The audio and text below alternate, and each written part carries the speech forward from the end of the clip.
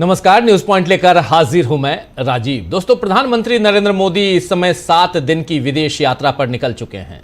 इधर उनके मंत्री और सांसद पैदल चल रहे हैं, रिक्शे में चल रहे हैं, साइकिल चला रहे हैं, मोटरसाइकिल चला रहे हैं और कुछ तो मेट्रो से अपने अपने काम पर जाने की रील्स बनवा रहे हैं। ये सब पैदल चलते हुए, साइकिल से चलते हुए, रिक्शे से चलते हुए, मोटरसाइकिल से चलते हुए या मेट्रो में चलते हुए सब रील्स बनवा रहे हैं। जी हां, रील्स। पूरा देश रीलमय हो चुका है। सबको उस देशभक्ति में अपना योगदान दिखाना है जिसके तहत पेट्रोल और डीजल बचाने के लिए सोना और चांदी न खरीदने और विदेश यात्रा पर न जाने का वास्ता पीएम नरेंद्र मोदी देकर विदेश जा चुके हैं। बाकी काम जो है वो अब आम जनता करे, यानी आम जनता इस देशभक्ति में थोड़ा अपना हिस्सा दिखा पाती, इससे पहले ही उस पर महंगाई का नया वार किया जा चुका है। आज ही सुबह सुबह पेट्रोल और डीजल से 3-3 रुपये और सीएनजी 2 रुपये महंगा कर दिया गया है। पेट्रोल और डीजल जो है आज से 3-3 रुपये और सीएनजी 2 रुपये महंगा कर दिया गया है। यानी आप चाहें न चाहें, मोदी के कहे अनुसार बचत करना आपकी मजबूरी हो जाएगी। राहुल गांधी ने चेताया है कि अभी जनता से किस्तों में वसूली की जा रही है। जी हां, किस्तों में वसूली की जा रही है जनता से। राहुल गांधी यहाँ क्या लिख रहे हैं जरा देखिए। राहुल गांधी लिखते हैं कि गलती मोदी सरकार की कीमत जनता चुकाएगी। 3 रुपए का झटका आ चुका, बाकी वसूली किस्तों में की जाएगी। ये राहुल गांधी लिख रहे हैं। वैसे राहुल गांधी ने तो 1 मई को ही बता दिया था कि पेट्रोल और डीजल महंगा होने वाला है। तब पोस्ट में राहुल गांधी ने क्या लिखा था वो भी देख लीजिए। उस समय राहुल गांधी ने लिखा था कि कह दिया था चुनाव के बाद महंगाई की गर्मी आएगी। आज कॉमर्शियल गैस सिलेंडर 993 रुपये महंगा, एक ही दिन में सबसे बड़ी बढ़ोतरी। ये चुनावी बिल है। फरवरी से अब तक 1380 की बढ़ोतरी, 1380 रुपये की बढ़ोतरी। सिर्फ 3 महीनों में 81% का इजाफा। चाय वाला, ढाबा, होटल, बेकरी, हलवाई, हर किसी की रसोई पर बोझ बढ़ा और इसका असर आपकी थाली पर भी पड़ेगा। पहला वार गैस पर, अगला वार पेट्रोल डीजल पर। यानी 1 मई को इन्होंने पहले जो बताया वो अब आज हो गया। जरा गौर से सोचिए कि जब तक चुनाव प्रचार चला और 5 राज्यों में पूरे लाव लश्कर के साथ मोदी और तमाम बीजेपी जमात घूमती रही, चार्टर प्लेन, हेलीकॉप्टर, कारों का काफिला चलता रहा, तब तक पेट्रोल और डीजल बचाने की चिंता किसी ने नहीं की। अब पूरी वसूली जनता से की जा रही है। वैसे अखिलेश यादव ने इस मौके पर अपनी पार्टी चिन्ह को लेकर बीजेपी पर तगड़ा तंज कसा है। अखिलेश ने हमारे कार्टूनिस्ट, आप जानते हैं डीबी लाइव के कार्टूनिस्ट इरफान, वो कार्टूनिस्ट साथी हमारे, उनके इरफान के बनाए गए कार्टून को शेयर करते हुए क्या कुछ लिखा है, पहले उस कार्टून को देखिए। यहाँ ये कार्टून है, ज़रा इसको और बड़ा कर सकते हैं तो बड़ा कीजिए। और ये देखिए, हमने तो पहले ही कहा है कि साइकिल से बेहतर कुछ नहीं, पेट्रोल कम खर्च करें, पीएम मोदी ने। और यहाँ ये साइकिल पर थोड़ा इसको नीचे कीजिए। हाँ, अब ऊपर इन्होंने क्या लिखा है, आगे बढ़ना है तो साइकिल ही विकल्प है, ये कह रहे हैं अखिलेश यादव। अगले साल आप जानते हैं उत्तर प्रदेश में चुनाव है और अखिलेश का ये तंज बीजेपी को परेशान कर सकता है। लेकिन अभी तो बीजेपी ने पूरे देश को परेशान किया हुआ है। बेरोजगारी और महंगाई, इन दोनों के नाम पर 2014 में तत्कालीन यूपीए सरकार के खिलाफ खूब माहौल बनाया गया था। आपको याद है ना, 23 मई 2012 को, यानी आज से 14 साल पहले एक ट्वीट उन्होंने लिखा, नरेंद्र मोदी ने ट्वीट किया। इस ट्वीट में सीएम मोदी, गुजरात के सीएम मोदी ने लिखा था कि पेट्रोल की कीमतों में भारी वृद्धि कांग्रेस के नेतृत्व वाली यूपीए सरकार की विफलता का एक प्रमुख उदाहरण है। इससे गुजरात पर सैकड़ों करोड़ रुपए का बोझ बढ़ेगा। देख लीजिए, पेट्रोल की कीमतों में भारी वृद्धि कांग्रेस के नेतृत्व वाली यूपीए सरकार की विफलता का एक प्रमुख उदाहरण है। इससे गुजरात पर सैकड़ों करोड़ रुपए का बोझ बढ़ेगा। अब कोई मोदी से पूछे कि गुजरात पर बढ़ रहे बोझ की चिंता उन्हें क्यों नहीं हो रही है, तब मोदी ने रुपए की गिरती कीमत को मनमोहन सिंह की बढ़ती उम्र से जोड़ा था। अब 96 रुपए तक रुपया पहुंच चुका है। $1 की कीमत 96 रुपए हो चुकी है और सरकार में कोई हूं चूं कुछ नहीं कर रहा है।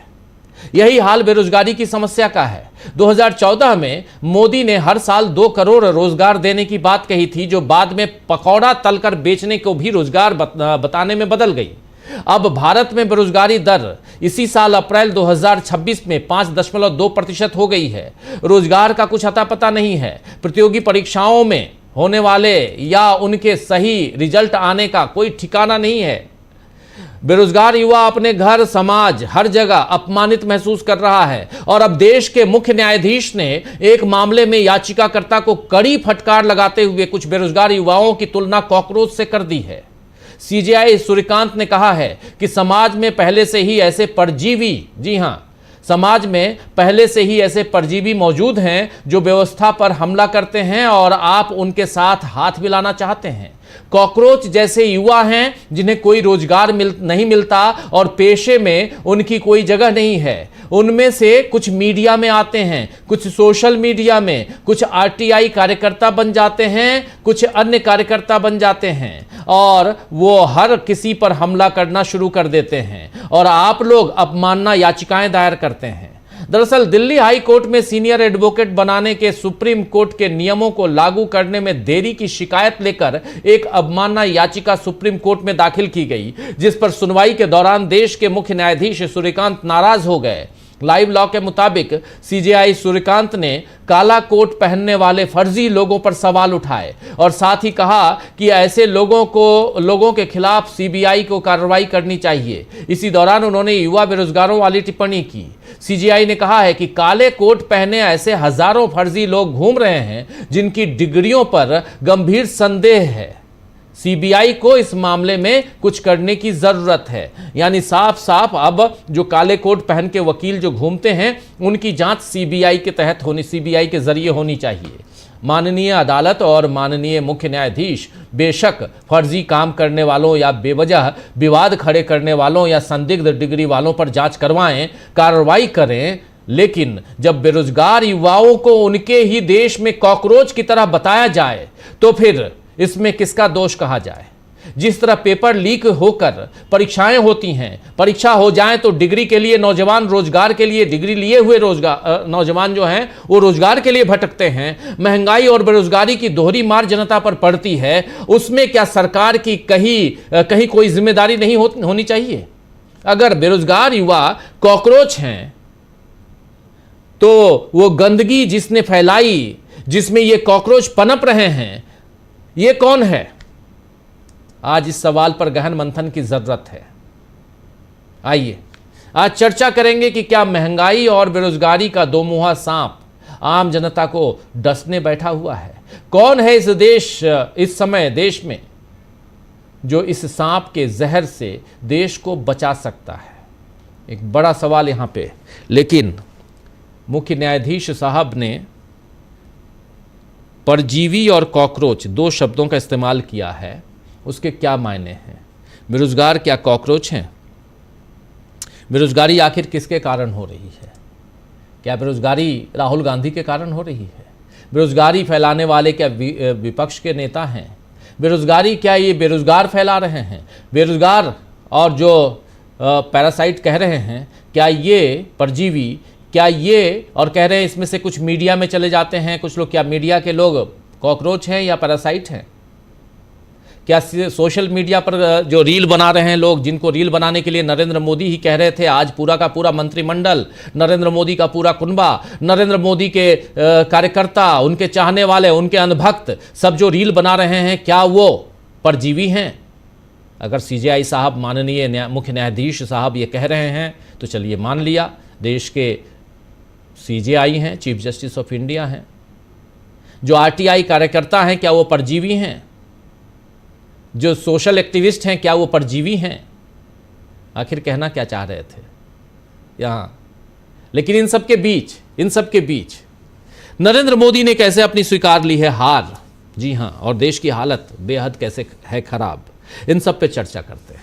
हमारे साथ कुछ वरिष्ठ साथी जुड़े हुए हैं, उनसे पहले आपका परिचय करवाता हूं और आगे बढ़ते हैं।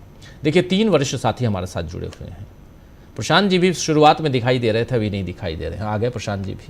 प्रशांत जी आपका स्वागत है प्रोफेसर अखिल स्वामी जी आपका, स्वागत है सुनील शुक्ला जी, और स्वागत है अमलेंदु जी, आप सबका स्वागत इस्तकबाल। अब तमाम दोस्त साथी शुभचिंतक आप सबका जो अब तक जुड़ चुके हैं उनका भी, जो जुड़ने वाले हैं उनका भी। मैं वही सोच रहा था कि क्या हम भी मीडिया के लोग हैं, क्या हम भी परजीवी हैं, पैरासाइट हैं? क्योंकि आज तो सीजेआई ने कह दिया कि परजीवी जो हैं वो चले जाते हैं, वो कुछ मीडिया में आ जाते हैं, कुछ सोशल मीडिया में आ जाते हैं। लेकिन इससे भी गंभीर सवाल है, चलिए वहाँ से टिप्पणियाँ आती हैं, थोड़ी देर के लिए माननीय उच्च न्यायालय, उनकी बातें, उन सबको किनारे रख देते हैं स्वामी जी। लेकिन सवाल दूसरा बहुत गंभीर है। आप हमेशा बोलते हैं स्वामी जी कि ये ज़रा खोज के बैकएंड से बताइए कि 2014 से पहले जब मनमोहन सिंह की सरकार थी तब पेट्रोल और डीजल पर कितनी सब्सिडी और कितने टैक्स लिए जाते थे और आज कितना। आज मैं देख रहा था, मैं सोचा कि स्वामी जी रहेंगे शाम को, चर्चा करेंगे हम, तो थोड़ा देखूं। उस समय 9 रुपये 20 पैसे था टैक्स थी लेते थे, और आज 35 रुपये से ऊपर है, वो भी 10 रुपये कम करने के बाद। और उस 9 रुपये 20 पैसे और 9 रुपये 80 पैसे के बीच अलग अलग राज्यों के हिसाब से आज ये 35 रुपये है स्वामी जी, और वो भी 10 रुपये कम, डीजल पे 10, पेट्रोल पे 10 रुपये और डीजल पे 3 रुपये कम करने के बाद है ये, नहीं तो 45 रुपये था। 90 रुपये में बेच रहे हैं, 45 रुपये दे रहे हैं। और कीमत उस समय 130 से 150 रुपये थी प्रति बैरल। 2009-2010 इसकी बात बता रहा हूं, जब पूरी दुनिया में एक अलग क्राइसिस थी, मनमोहन सिंह की सरकार थी और सब्सिडी देती थी मनमोहन सिंह की सरकार। अब सब्सिडी भी नहीं है, वैट है, राज्यों को देना पड़ता है, यह हालत है। 3-3 रुपये आज कीमत बढ़ा दी गई पेट्रोल और डीजल की, 3 रुपये 11 पैसे, 3 रुपये 18 पैसे, 2 रुपये सीएनजी पे कीमत बढ़ा दी गई। महंगाई बढ़ा रहे हैं, बेरोजगारी यानी रोजगार नहीं है, नौकरी मांगने जाइए तो अभी कह दिया गया वर्क फ्रॉम होम कीजिए। आधे लोग बोल रहे हैं वर्क फ्रॉम होम, आप परमानेंट घर में रह जाओ, छोड़ो हटाओ, जरूरत नहीं है, घर में ही रहो, वर्क फ्रॉम होम नहीं, only in home, at home. और उसके बाद बेरोजगारी, और फिर सीजेआई साहब कहेंगे कॉकरोच है। अच्छा लगता है क्या? ये बेरोजगारों के मुंह पे तो तमाचा है स्वामी जी। आप तो स्टूडेंट्स के बीच रहते रहे हैं, आप मानसिकता समझते होंगे, साइकोलॉजी समझते होंगे स्टूडेंट्स की, आप मानसिकता, साइकोलॉजी आप उन बेरोजगारों की समझते होंगे जो आज दर दर भटक रहे हैं। सबको कह दिया कि बैंकिंग, तमाम जो भी लेन देन सब होगा डिजिटल, मोबाइल से। अब मोबाइल आज कितने, 5000 में मिलता है क्या, 2000 में मिलता है क्या? मोबाइल वो मोबाइल लेना होगा जिसको वो चौड़ी पट्टी वाली मोबाइल, यानी जिसको स्मार्ट मोबाइल कहते हैं, स्मार्टफोन कहते हैं। स्मार्टफोन कितने का आता है? गिरे से गिरे हालत में मुझे लगता है कि 8-10 हज़ार, बहुत कम होगा तो, बहुत सी ग्रेड कंपनी का होगा तो 8-10 हज़ार रुपये का होगा। कहाँ से एक आदमी इतना कमा के पहले अपने लिए मोबाइल लेगा? और मालूम हुआ कि दूसरा छीन। अभी मैं इरफान साहब का नाम ले रहा था, हमारे कार्टूनिस्ट हैं, रोज़ आप देखते होंगे हमारा सबसे शानदार प्रोग्राम जो है वो खबरें, दिन भर की खबरें हम लोग देते हैं। उसमें आखिर में इरफान जी का कार्टून जाता है। हज़रत निज़ामुद्दीन स्टेशन पे आज ही सुबह उतरे, आ रहे थे ग्वालियर से, किसी ने उनका मोबाइल छीन लिया, लिफ्ट में जेब में था, ले गया। बेचारे परेशान रहे 3 घंटे तक, मोबाइल गया। किसी के चेन स्नैचिंग, मोबाइल स्नैचिंग, ये सारी चीज़ें आम हो गई हैं अब, क्योंकि बेरोजगारी है, पैसा नहीं है, गरीबी बढ़ रही है और कॉकरोच कहा जा रहा है, हमको आपको परजीवी कहा जा रहा है। कहाँ, आखिर कहाँ जा रहा है देश? देश के जो करता धरता है आज की तारीख में, पिछले 12 साल से, वो तो हम तो चले परदेश, हम तो परदेशी हो गए, गाना गा रहे हैं। स्वामी जी आपकी बात। देखिए राजीव जी, आज जीवन में पहली बार मेरी भावनाओं को, इन लोगों की भावना बड़ी जल्दी आहत होती हैं, आज मेरी भावना बुरी तरह से आहत, इतनी ज्यादा आहत है, लेकिन मैं कुछ ज्यादा कहूंगा तो डिफेमेशन हो जाएगा। देखिए, मैं ये एक्सपेक्ट नहीं करता था अपने माननीय सुप्रीम कोर्ट के चीफ जस्टिस ऑफ इंडिया से, पंडित सूर्यकांत शर्मा जी से, कि वो इस तरह की टिप्पणी करेंगे। देखिए, हमारे बच्चों की, देखिए हमारे जमाने में, राजीव जी आप तो युवा हैं, अभी मेरे से उम्र बहुत कम है। हमारे समय में, जब हम कांग्रेस के जमाने में हमने high school, inter, engineering, MBA वगैरह किया है, बेरोजगार शायद ही कोई होता था। मेरे पीढ़ी के लोग जो देख रहे होंगे इस कार्यक्रम को, ऐसा नहीं होता था, किसी को नौकरी नहीं मिलती थी। कुछ लोग आईएएस बन जाते थे, लेकिन कुछ लोग ऐसा था जो क्लर्क बन जाते थे, लेकिन बेरोजगार कोई नहीं रहता था। आज के तारीख में बेरोजगारों की संख्या रोजगार पाने वालों की संख्या से ज्यादा है।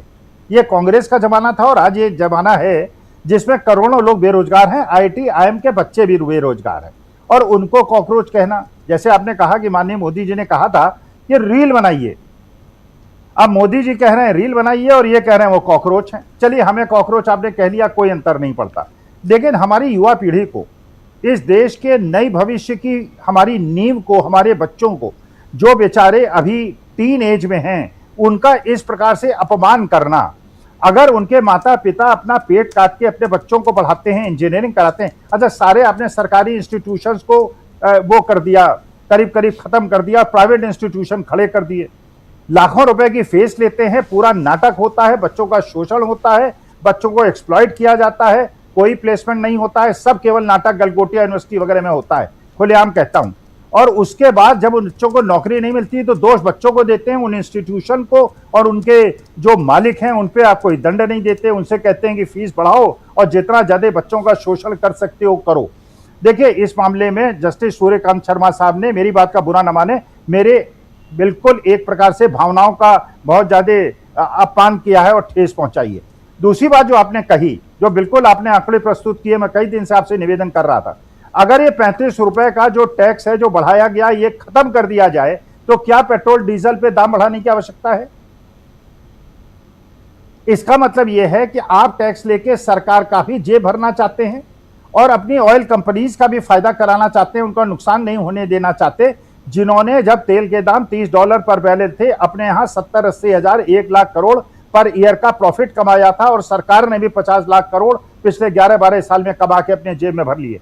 आप ये जरा कल्पना कीजिए राजीव जी, जो ये नोएडा के मजदूर हैं, ये जो फरीदाबाद के मजदूर हैं, ये जो गुड़गांव के मजदूर हैं, जो 12,000 रुपए में अपना काम नहीं चला पा रहे थे, और क्योंकि 100 रुपए केजी का सिलेंडर वो 400 रुपए केजी में खरीद रहे थे, जब ये हर चीज के दाम बढ़ेंगे, अच्छा ये देखिए, ये मकान मालिक जहां वो किराए में रहते हैं उनके भी दाम बढ़ेंगे, वो कहेंगे हमारे दाम बढ़ गए, हम तुम्हारा किराया बढ़ाएंगे, हर चीज के दाम बढ़ जाएंगे। जो हरमुज से नहीं भी आ रहा है, जिसका तेल से कोई लेना देना नहीं भी है, उसके भी दाम बढ़ जाएंगे। वो बेचारा अपना जीवन यापन कैसे करेगा? वो फैक्ट्री में 12,000 रुपए में नौकरी कैसे करेगा? फैक्ट्री मालिक कहते हैं हम इनकी इनकम नहीं बढ़ाएंगे, इनकी तनख्वाह नहीं बढ़ाएंगे। क्या वो अपने गांव में वापस नहीं चले जाएंगे? क्या ये फैक्ट्रियां बंद नहीं हो जाएंगी? देश की इकोनॉमी का क्या होगा? आपके ज्वेल्स एंड ज्वेलरी का एक्सपोर्ट जो है वो टोटल जीडीपी का 8% कंट्रीब्यूट करता है। हमारी थर्ड लार्जेस्ट एक्सपोर्टर जो है वो ज्वेल्स एंड ज्वेलरी है। उसके अंदर इस प्रकार का अगर प्रभाव पड़ेगा, आप कह रहे हैं सोना मत खरीदिए, और सोने के दाम वसूलने के लिए आपने इंपोर्ट ड्यूटी बढ़ा दी। ये भी मैंने कल बताया था कि 2 लाख करोड़ का जो जीएसटी कलेक्शन हो रहा है, उसमें 125%, 50,000 करोड़ केवल इंपोर्ट ड्यूटी पे जीएसटी वसूलने से हो रहा है। इंपोर्ट हर जगह से बढ़ाई चले जा रहे हैं। आज एक खबर आपको और मिल गई होगी, अडानी जी के केसेस वापस हो गए, और अब ये पता चल रहा है कि जो ट्रेड डील हुई थी अडानी जी को बचाने के लिए हुई थी, 1 लाख करोड़ का इन्वेस्टमेंट वो अमेरिका में करेंगे, कुछ दंड भी भरेंगे, और उसके बाद अमेरिका का पूरा उत्पाद भारत के अंदर आ जाएगा। 6 महीने के अंदर आप देखिएगा हमारे देश की स्थिति क्या होगी। फर्टिलाइजर इंपोर्ट आपका बाधित हो गया है। डॉलर के मजबूत होने से जो फर्टिलाइजर है उसकी कीमत भी बढ़ गई है, उसकी सप्लाई भी कम हो गई है। हमारे फार्मर जो है उसको सफर करेंगे, वो अपनी ये खरीफ की बुआई कैसे करेंगे। ये भी खबर मिली है कि किसानों ने ये कह दिया है हम आंदोलन शुरू करेंगे, जेल में जाने के लिए तैयार हैं, क्योंकि मजदूरों का आप शोषण कर रहे हैं भाई। अरे हमारे अडानी जी, अंबानी जी के पास 6-7 लाख करोड़ की संपत्ति है, उनसे कहिए 1-1 लाख करोड़ रुपए दे दें।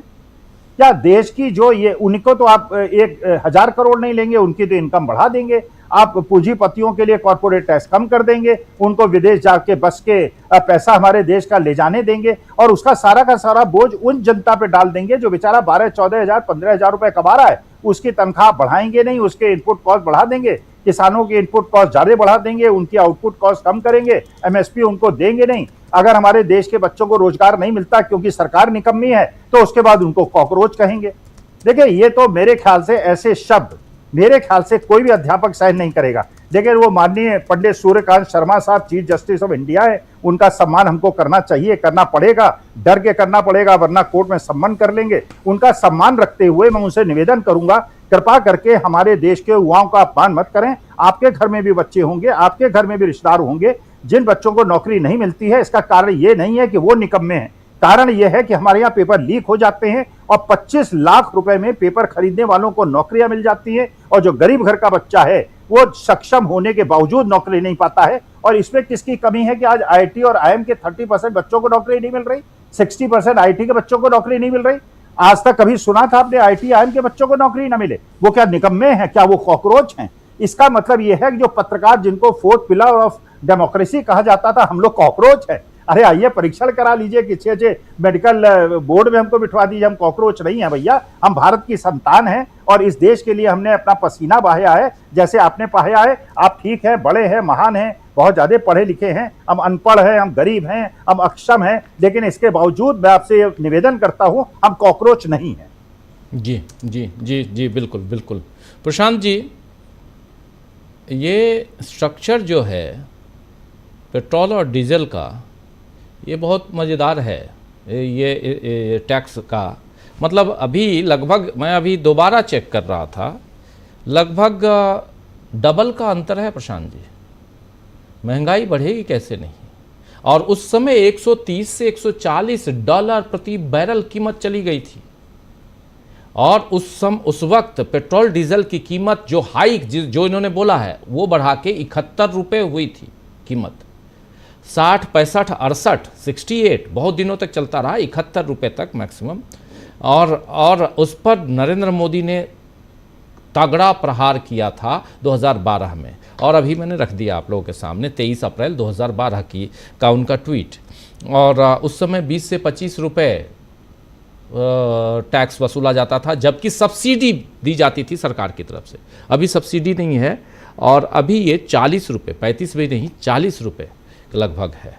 अलग अलग पूरा ब्रेकअप है मेरे पास, कहेंगे तो मैं उसको स्क्रीन पे ले आऊँगा। तो ये है, आज उसको फिर से पेट्रोल डीजल की कीमत 3-3 रुपये बढ़ा दी गई। ओवरऑल ज़रा समझना चाहता हूँ, ये मामला सिर्फ उतना मैं टेक्निकल उसमें नहीं जा रहा हूँ, रख रहा था सिर्फ। दूसरी चीज़ है जो बात यहाँ स्वामी जी कह रहे हैं, बहुत इंपॉर्टेंट है कि युवाओं की बात, रील, रोजगार, इसकी बात आप देखिए। सब लोग आप देख लीजिए, कोई पैदल चल रहा है, कोई रिक्शे से चल रहा है, कोई साइकिल से जा रहा है, कोई बस में जा रहा है, कोई मेट्रो में जा रहा है। तमाशा बना के रख दिया है। नरेंद्र मोदी अपनी 2 कार दिखा रहे हैं कि मैं इनका, क्या हिंदुस्तान का प्रधानमंत्री, उनका जो सुरक्षा का जो दायरा है वो 2 कार में, और प्रधानमंत्री की मर्जी के हिसाब से 2 कार में सिमट के रह सकता है क्या? हिंदुस्तान के प्रधानमंत्री आज की तारीख में, जिनके ऊपर थ्रेट भी है और होगा ही, ऑब्वियसली है। जब राजीव गांधी प्रधानमंत्री नहीं थे तब उनकी क्या हालत हुई। इंदिरा गांधी प्रधानमंत्री रहते हुए अपने अंगरक्षकों से मार दी गई। तो इसलिए वैसे में प्रधानमंत्री, आप ये 2 कार दिखा के क्या बताना चाहते हैं? आप फिर ये साइकिल में और ऑटो में चल के क्या बताना चाहते हैं? अभी आपने बताया कि 3 लोग जा रहे हैं, वो कहा कि नहीं प्रधानमंत्री ट्रिपल सवारी कर रहे हैं बाइक की, और कहा कि नहीं प्रधानमंत्री ने कहा है पूल करने के लिए, हम पूल कर रहे हैं। अब आप रोक नहीं सकते कि अगर हम बाइक पे 3 लोग हैं, प्रधानमंत्री ने कहा है। अब कार में मैं अपने छत पे बैठा के लोगों को ले जाऊं तो मैं कहूंगा प्रधानमंत्री ने कहा है पूल करने के लिए। अब तो यही करना होगा, ऊपर कैरियर लगाना होगा जगह पे, और छत पे बैठा के चले तो ज़्यादा अच्छा है, ऑफिस के हमारे तमाम साथी आ जाएं उस पर। तो ये मजाक है, ये हकीकत।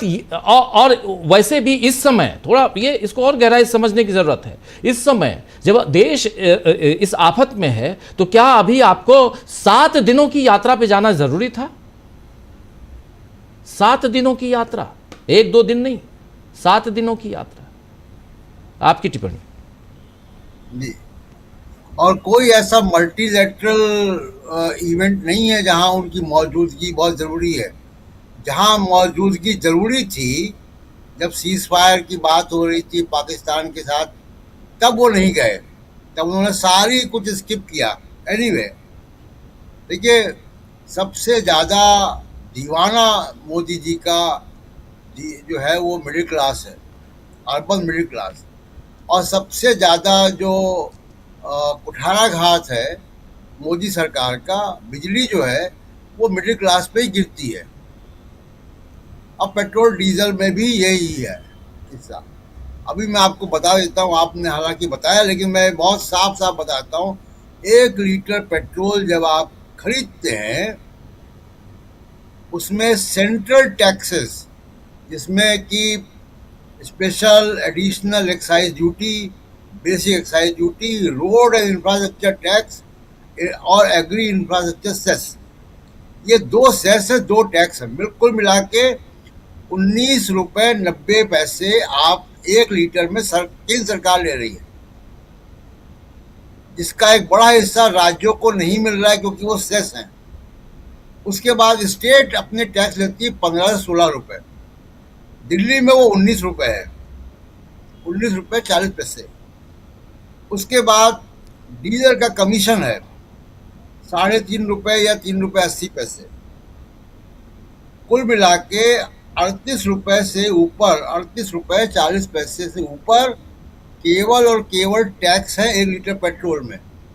यानी जिस लीटर पे आप पेट्रोल खरीद रहे हैं उसमें से जरा 38 रुपए कम कर लीजिए आप, और फिर देखिए कितने का मिलेगा। एक बात। दूसरी बात और सुनिए, जो ऑयल मार्केटिंग कंपनी है, चाहे वो इंडियन ऑयल है, चाहे वो भारत पेट्रोलियम है, 4 कंपनियां जो हैं, ये अपना प्रॉफिट का 30 से 40% सेंट्रल गवर्नमेंट को देती हैं। तो अब इस जो हॉर्मूज बंद होने पर भी इन ऑयल कंपनीज को 75,000 करोड़ का फायदा हुआ है। अभी भी वो घाटे में नहीं है, 75,000 करोड़ का फायदे में है वो, ये फाइनेंशियल ईयर में भी। तो और उसका 30 से 40% सेंट्रल गवर्नमेंट को जाता है डिविडेंड। तो सरकार चारों तरफ से पैसा कमा रही है 1 लीटर पेट्रोल पे, ऑयल मार्केटिंग कंपनी से भी, टैक्स से भी, तमाम तरीके से। और आपको उपदेश मोदी जी दे रहे हैं, और उपदेश दे के विदेश चले जा रहे हैं। वो कह रहे हैं कि विदेश यात्राएं मत करो, और खुद विदेश जा रहे हैं। जरा देश लौट के बताएं कि देश को कि इन विदेश यात्राओं से आपने क्या हासिल किया, कौन से ऐसे समझौते वहां पे किए, कौन सी ऐसी चीजें की जो देश के लिए जो है बड़ा इस वक्त जरूरी थी। और तमाम विदेश यात्राओं में यही है। अगर विदेश नीति कामयाब होती तो ट्रंप सीज फायर नहीं चिल्लाता। विदेश नीति कामयाब होती तो आपके खिलाफ, आपके साथ पाकिस्तान के खिलाफ एक भी देश नहीं खड़ा हुआ, इजराइल और अफगानिस्तान को छोड़कर। एक तालिबान रूल अफगानिस्तान और दूसरा नेतन्याहू का इजराइल, उसके अलावा कोई देश नहीं खड़ा हुआ। आपको तमाम मेंबर ऑफ पार्लियामेंट को भेजने पड़े। और आज जो देश कीमत चुका रहा है अपने खून पसीने की, वो विफल विदेश नीति से है। देखिए, हॉर्मोज केवल हमारे लिए नहीं बनता, ये युद्ध केवल हमारे लिए, भारत के लिए नहीं था, ये युद्ध तो यूरोप के लिए भी था, तमाम देशों के लिए था। तो उनकी तो करेंसी चली नहीं, नीचे चली गई। चाइना का तो कुछ असर नहीं पड़ा, बल्कि उल्टा फायदा ही हुआ उसका।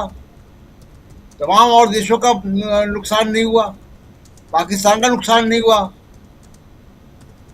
हमारे ही क्यों रुपया जो है वो 96 रुपए के आसपास घूम रहा है। तो ये एक वाइट पेपर आर्थिक स्थिति पर लाना चाहिए कि स्थिति, वास्तविक स्थिति क्या है देश की आर्थिक स्थिति की। और दूसरी बात राजीव जी, जो चीफ जस्टिस ऑफ इंडिया ने कहा है बहुत ही दुखदाई है। और भारत के युवाओं को अगर आप कॉकरोच और पैरासाइट बोल देंगे, अगर वो बेरोजगार है तो क्या अपनी वजह से बेरोजगार है? क्या वो नौकरी नहीं करना चाहता है तो इसलिए वो बेरोजगार है? रोजगार देने की जिम्मेदारी किसकी है? और एक्टिविस्ट तो महात्मा गांधी भी थे, सुभाष चंद्र बोस भी थे, भगत सिंह भी एक्टिविस्ट थे। आज़ादी के बाद भी कुछ एक्टिविस्ट, तमाम एक्टिविस्ट हुए हैं। जयप्रकाश नारायण भी एक्टिविस्ट थे, और जिनकी वजह से सरकार बन गई मोदी जी की, अन्ना हजारे, वो भी एक्टिविस्ट थे। नहीं, वो तो आरएसएस भी कहता है अपने आप को एक्टिविस्ट। आरएसएस भी एक्टिविस्ट, तो क्या ये सारे एक्टिविस्ट पैरासाइट हैं? वही मैं तो कह रहा हूं, चले छोड़ दिए गांधी जी को, छोड़ दीजिए इधर अन्ना को, आरएसएस पे ही आ जाइए ना। वो कहता है तो क्या कह देंगे कि ये सब पैरासाइट हैं? अब मुझको नहीं लगता राजीव जी कि कितना कंज्यूम करते हैं सोशल मीडिया। सोशल मीडिया के तमाम, दोनों सिक्के के दो पहलू हैं। ये जो तमाम युवा सोशल मीडिया में लिख रहे हैं, वीडियो बना रहे हैं, रील्स बना रहे हैं, बहुत इंफॉर्मेटिव होती है, चेतना जगाने वाली होती है। खूबसूरत कविताएं, खूबसूरत लेख, खूबसूरत कहानियां, इंफॉर्मेशन, वो सब भी तो कर रहे हैं। उनको आप कह देंगे कॉकरोच है वो? कैसे कोई मुख्य न्यायाधीश अपने ही देश के युवाओं को कॉकरोच क्यों कैसे कह देगा? फिर इसकी बहस होनी चाहिए, इस पर राष्ट्रीय बहस होनी चाहिए कि कौन कॉकरोच है। मैंने आज अपना एसी ठीक करवाया, वो पैसे ले गया, उसने एसी ठीक किया, वो काम कर रहा है, तो उसको अपना हुनर मालूम है, जितना उसने पैसा लिया उसका काम किया। मैं कोई टैक्सी करता हूँ, वो मुझे वहाँ पहुँचाता है, उसके पैसे लेता है, तो वो तो कॉकरोच नहीं है। जिनको तमाम सुविधाएं, बड़े बड़े बंगले, गाड़ियाँ, कॉन्वॉय, बड़ा सम्मान, constitutional position, contempt of court करने की ताकत, ये सब मिला हुआ है, और वो अगर संविधान की रक्षा नहीं कर पा रहे हैं, वो अगर अपना कर्तव्य नहीं निभा पा रहे हैं, वो अगर लाखों केस पेंडिंग है, तो इस पे बहस होनी चाहिए देश में कि कॉकरोच कौन है, पैरासाइट कौन है, किसके घरों में पैसे मिलते हैं, कौन सा टैक्सी चलाने वाला है, कोई बेरोजगार युवा है जिसके घर में करोड़ों रुपया मिलता हो। तो ये इस पे राष्ट्रीय बहस होनी चाहिए कि वास्तव में पैरासाइट कौन है, कॉकरोच कौन है सिस्टम का। जी राजीव जी, बिल्कुल ये दुखद है। और ये जो पैरासाइट हैं ये क्या बन जाते हैं, क्या बनते हैं, ये भी एक्चुअली बताया गया है। उसमें पहला नाम मीडिया का है। कुछ मीडिया बन जाते हैं, कुछ सोशल मीडिया बन जाते हैं, कुछ आरटीआई एक्टिविस्ट बन जाते हैं, कुछ एक्टिविस्ट बन जाते हैं। ये चार वर्ग, इसका वर्गीकरण किया गया सुनील शुक्ला जी। ये वर्गीकरण है कि चार इसमें, और तो आप तो सुनील जी पहले वाले में आते हैं, हम सब पहले वाले में आते हैं। हम वो परजीवी हैं जो पहले वाले में आते हैं, क्योंकि हम मीडिया हैं और सोशल मीडिया भी हैं भाई, डिजिटल भी है, सब कुछ है, अखबार भी है। तो इसलिए परजीवी अब अपने नाम के साथ साथ सुनील शुक्ला परजीवी, राजीव रंजन परजीवी, अमलेंदु उपाध्याय परजीवी, प्रोफेसर अखिल स्वामी परजीवी, प्रशांत टंडन परजीवी, अब परजीवी लिखना शुरू करें, यही माना जाए अब, और क्या कहेंगे। लेकिन ये दुखद है। चलिए थोड़ा भले हम इसको जिस भी ढंग से इसकी व्याख्या करें, लेकिन ये दुखद ये है कि जिन लोगों को इस देश की बेरोजगारी, इस देश की गरीबी दूर करने के लिए कुछ ऑर्डर करना चाहिए, अगर वही इस ढंग से बात करेंगे। 2 करोड़ नौकरी देने का वादा करके आए थे नरेंद्र मोदी प्रति वर्ष, हर साल। ऐसा नहीं है कि 5 साल में हम 2 करोड़ नौकरी देंगे, हर साल 2 करोड़ नौकरी देंगे। जब नौकरियां मांगी गई तो उन्होंने कहा कि पकौड़े तलने को भी रोजगार बता रहे हैं। कह रहे थे कि वो नाले के गैस से क्या चाय बनाओ, क्या क्या नहीं बोल रहे थे। तो इसलिए ज़रा आपसे समझना चाहता हूँ कि क्या सचमुच अब बेरोजगारी, महंगाई, ये इशू जो है ये अब नगण्य है, इस बारे में बात नहीं करनी चाहिए? सुनील शुक्ला जी। धन्यवाद राजीव जी। नहीं, सरकार के लिए तो नगण्य है। सरकार कहाँ बात करती है? कब बेरोजगारी की बात करती है वो, कब महंगाई की बात करती है, कब युवाओं की बेहतरी की बात करती है। नीट की परीक्षा, इतनी बड़ी परीक्षा का प्रश्न पत्र लीक हो गया, क्या किया सरकार ने? सरकार के तरफ आगे बढ़कर के किसने कौन सी बात कहनी शुरू की जिससे लोग आश्वस्त हो सके? तो ये सरकार, जो मोदी सरकार जिसको कहते हैं आप, वो तो बेरोजगारी और महंगाई की बात नहीं करती। जो उसको हमेशा, जब आप देखेंगे, हमेशा इस को अपने राजनीतिक हित, दलीय हित ध्यान में रहते हैं। निश्चित रूप से हम और आप, हमारा पूरा समाज सहमत होगा कि जो तात्कालिक जरूरतें हैं, जो देश के सामने समस्याएं हैं, उनके अनुकूल नीति बनाई जाए, किसी को दिक्कत नहीं होगी। लेकिन अगर आप राजनीतिक नफा नुकसान को देख करके अपनी नीतियां तय करेंगे, उस पर लोगों को आपत्ति होगी। सवाल इस बात का है कि क्या जो तेल का संकट है, ऊर्जा का संकट है, वह आज पैदा हुआ है, 28 फरवरी को पैदा हुआ है, जब से खाड़ी में लड़ाई शुरू हुई यूएस, इजराइल और ईरान के बीच में। उस युद्ध से आपको क्या मतलब? अब तो ईरान से तेल खरीदते नहीं है, इजराइल से आप तेल खरीदते नहीं, वहाँ तेल होता नहीं है। उस युद्ध से भारत के तेल आयात के संकट के ऊपर कहाँ से स्थिति बन गई? भारत तो ईरान से तेल खरीदना बहुत पहले बंद कर चुका था, 2019 से ही। आपकी नीतियां इसके लिए जिम्मेदार हैं। जब दुनिया के पैमाने पर रूस आपको सस्ते दर पर तेल की आपूर्ति करने के लिए तैयार था और हम तेल खरीद भी रहे थे, क्यों बंद कर दिया आपने? कौन इसके लिए जिम्मेदार है? भारत का आम नागरिक तो जिम्मेदार नहीं है। आप वेनेजुएला से तेल खरीद रहे थे, आपने क्यों बंद कर दिया? इसके लिए भारत की सरकार जिम्मेदार है। दूसरी चीज, आपने तेल कंपनियों को कितनी छूट दी? तेल कंपनियों ने बड़े पैमाने पर तेल का आयात किया और देश की जरूरतों की अनदेखी करते हुए उन्होंने हजारों करोड़ रुपए में उसका निर्यात कर दिया दुनिया में। ये कहीं होता है क्या? दुनिया का कोई भी देश ऐसा है जो अपनी जरूरतों की अवहेलना करके, अपने नागरिकों की जरूरतों को अवहेलना करके वो निर्यात कर दे? तेल कंपनियां करती रही और आप देखते रहे। क्यों हो गया? वह सरकार जो देश की जरूरतों को, कुछ एक वर्ग की जरूरतों को ध्यान में रख करके बासमती चावल के निर्यात पर प्रतिबंध लगा देती, उसको चिंता नहीं थी कि पेट्रोलियम प्रोडक्ट्स का निर्यात लगातार होता रहे और तेल कंपनियां जो प्राइवेट निजी कंपनियां हैं पैसा कमाती रहे, जबकि आपके देश में खुद की जरूरत कितनी थी? किस पे सरकार ने बात कही? जो अर्थव्यवस्था की बात प्रधानमंत्री जी करते हैं, अर्थव्यवस्था का संकट आज पैदा हुआ। जब यह सरकार सत्ता में आई उस समय 60 रुपए, अब मान लीजिए 61 रुपए के आसपास डॉलर की कीमत थी। आज कहाँ है? 95 रुपए से के आसपास या उससे अधिक है। कब आपने कहा? और ऐसा नहीं है कि कभी कम हुआ, लगातार ये कीमत बढ़ती चली जा रही है। आप प्रधानमंत्री जी के पुराने भाषण सुनवा दीजिए, जिसमें उन्होंने डॉलर की कीमत और रुपए के क्यों मूल्य को लेकर किस तरह का उन्होंने हमला किया था सरकार के ऊपर। आज आप कोई बात करने के लिए तैयार नहीं होते हैं। किस कारणों से ये डॉलर की कीमत जो बढ़ती जा रही है, उससे खाड़ी की लड़ाई से क्या लेना देना है? खाड़ी की लड़ाई तो शुरू हुई 28 फरवरी को, उसके पहले मान लीजिए पिछले साल जून जुलाई में हुई। लेकिन इसकी कीमत तो, रुपए की कीमत तो लगातार घट रही है 2014 से। कब आपने बात किया? कब आपने हालत सुधारने की चर्चा की? कब आपने देश के निर्यात की स्थिति बेहतर की? तो निर्यात की स्थिति आप बेहतर कैसे कर लेंगे? आखिर आपने इस देश में उत्पादकता को बढ़ाने के लिए, दुनिया के बाजार में भारतीय उत्पाद को बेहतर करने के लिए कौन से प्रयास किए?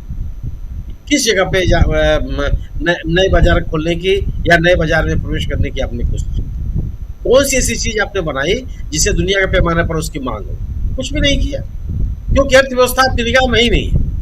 सुबह से शाम तक जो राजनीति करते हैं आप, उन चीजों से अर्थव्यवस्था नहीं सुधरती, उन चीजों से बेरोजगारी नहीं दूर होती। आपके राजनीतिक हित हो सकते, चुनावी हित उससे सद जाए, ये संभव है।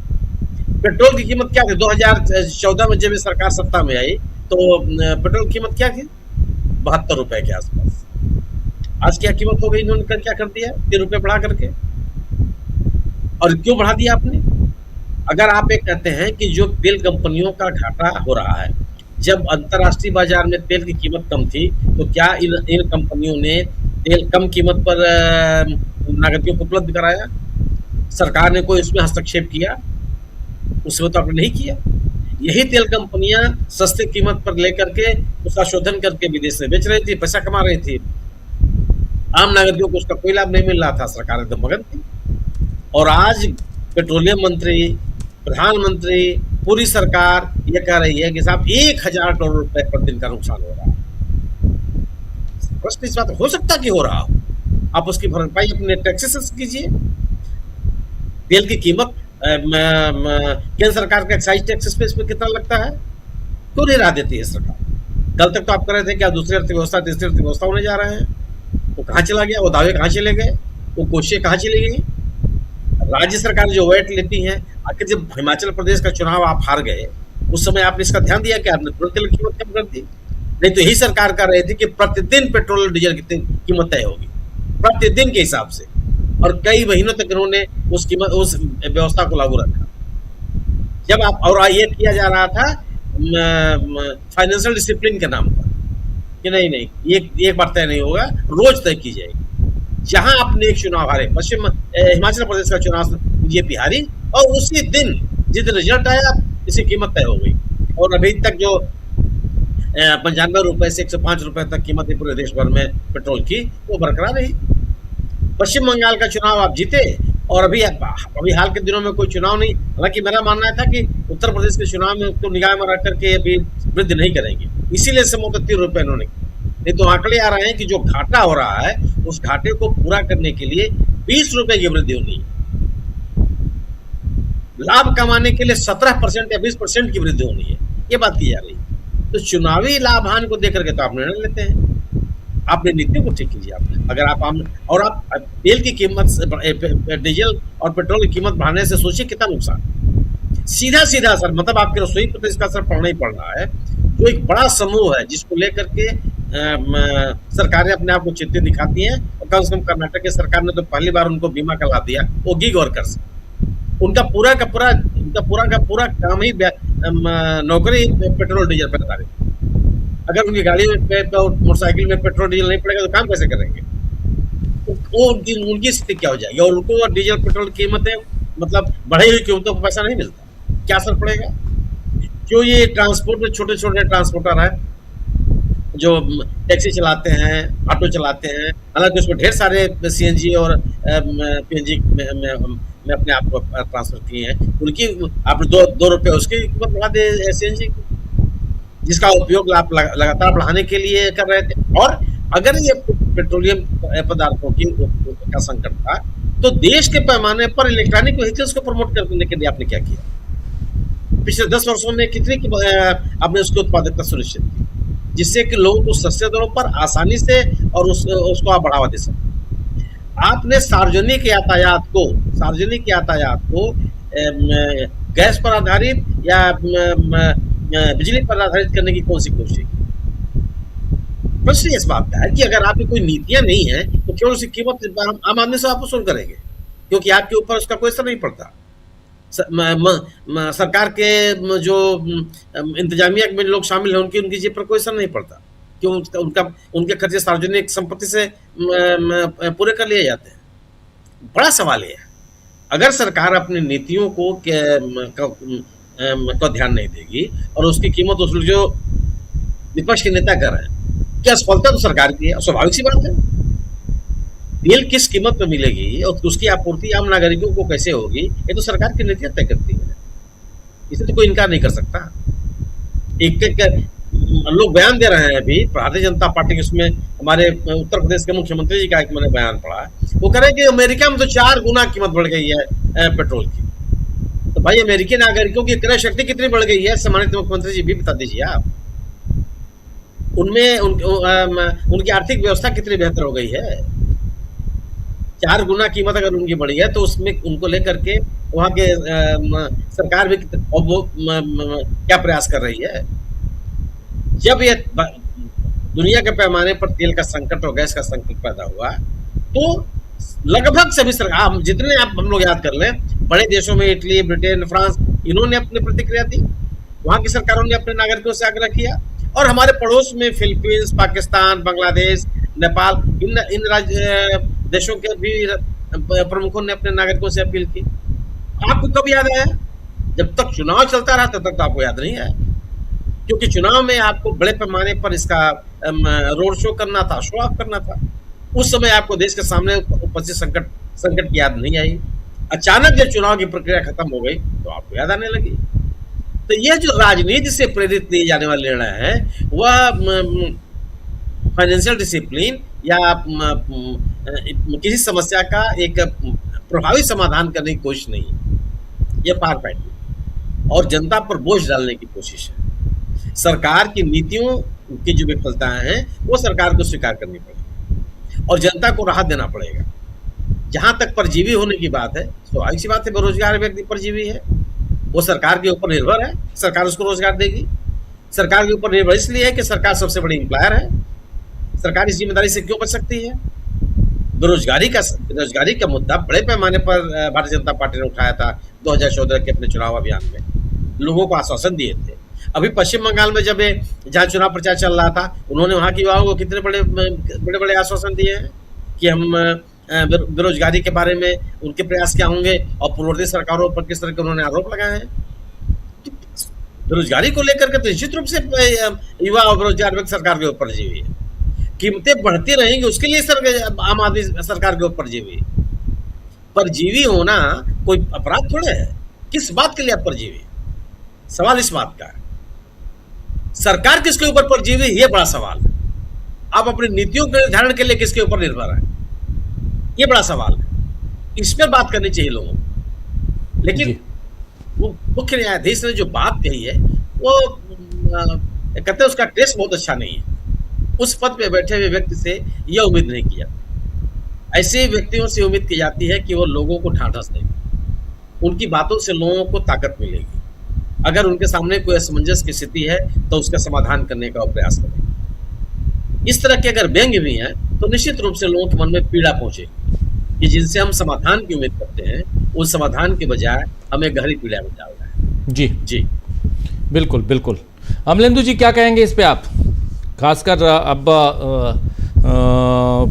सुप्रीम कोर्ट से जो भी टिप्पणी है, लेकिन ओवरऑल बेरोजगारी तो है, महंगाई है। अब सुप्रीम कोर्ट ने कह दिया कि रजिस्ट्री जो है वो अब सप्ताह में 2 दिन वर्क फ्रॉम होम होना है। सुप्रीम कोर्ट में भी वो उसका सर्कुलर आ गया है। लेकिन ठीक है, ये सरकार का निर्देश है, उसका पालन सरकारी संस्थाएं करेंगी और प्राइवेट एजेंसियां भी कर रही हैं उसका पालन, और जहां इसकी ज़रूरत है वो करनी चाहिए। लेकिन सवाल ये उठता है ना कि पहले से चेते क्यों नहीं? राहुल गांधी तो पहले बोल रहे थे। बिल्कुल राजीव जी, चेतना तो पहले था और नहीं चेते तो उसका दुष्परिणाम देश भुगत रहा है। मोदी जी तो चल दिए हैं अपनी यात्रा का सुख लेने के लिए, देश यात्रा पर हैं मोदी जी इस समय, और जो काम सरकार को करना चाहिए था वो काम सरकार ने किया नहीं। अब जनता से कहा जा रहा है कि भाई आप काम कीजिए, तो भाई मोदी जी इस्तीफा देकर घर चले जाएं, फिर जनता ही संभाल लेगी कुर्सी। अगर मोदी जी से देश नहीं समझ रहा है तो डॉक्टर ने थोड़ी कहा कि मोदी जी प्रधानमंत्री बने रहें, वरना पेट का हाजमा ठीक नहीं होगा। इस्तीफा दे, घर को जाए मोदी जी, वरना देश संभालें, ठीक से देश चलाएं। जिस काम के लिए चुना गया है वो काम क्यों नहीं कर रहे हैं? लेकिन राजीव जी, दिक्कत ये हो गई है कि अब इस देश के अंदर कोई भी आदमी जो है वो काम कर ही नहीं रहा जिस काम के लिए उसको नौकरी पर रखा गया है। प्रधानमंत्री जो है वो उपदेश दे रहे हैं कि सोना कम खरीदो और तेल कम खर्च करो। सीजेआई जो है वो मुकदमों के फैसले सुनाने की बजाय उपदेश दे रहे हैं। अरे भाई, अगर सीजेआई ही उपदेश देने लगेंगे तो आसाराम क्या करेंगे? प्रवचन अगर देना है तो ये आसाराम के पेट पे काहे को लात मार रहे हैं? प्रवचन की नई दुकान खोली जाए, वहीं से प्रवचन दिया जाए। और अगर ये सुप्रीम कोर्ट के फैसलों का हिस्सा है ये प्रवचन, तो स्वागत योग्य है। फिर तो ये हमारे सीजेआई जो हैं वो फैसलों में भी ऐसी बातें करते हैं। तो राजीव जी, सुप्रीम कोर्ट के चीफ जस्टिस हों या कोई भी जस्टिस साहब हों, उनको ये अधिकार तो नहीं मिल जाता है कि आप डाइस पर बैठकर जो है कुछ भी भाषण आप दें। तो भाषण देने के लिए तो आपको नहीं रखा गया है नौकरी पे। आपको रखा गया है कि आप संविधान की रक्षा करें और न्याय का आप डिलीवरी करें। उसमें कितना हो रहा है? एसआईआर का मसला जो है राजीव जी, वो जून में उनके सामने आया, सुप्रीम कोर्ट के सामने। पूरा चुनाव हो गया, उसके बाद कई राज्यों में चुनाव हो गया और फिर अब पूरे देश में चुनाव, मतलब ये एसआईआर हो रहा है, उस पर फैसला अभी तक नहीं आया है। तो इसके लिए कौन जिम्मेदार है? युवा जिम्मेदार है, इसके लिए जो रील बना रहा है, इसके लिए मीडिया में जो परजीवी है वो जिम्मेदार हैं, हम जिम्मेदार हैं, ये सरकार जिम्मेदार है। कौन जिम्मेदार है? वो फैसला तो वही सीजीआई साहब आपके पास रखा हुआ है ना, तो उसको पढ़ क्यों नहीं देते हैं? उसमें क्यों दिक्कत आ रही है पढ़ने में, या इंतजार हो रहा है किसी और बात का?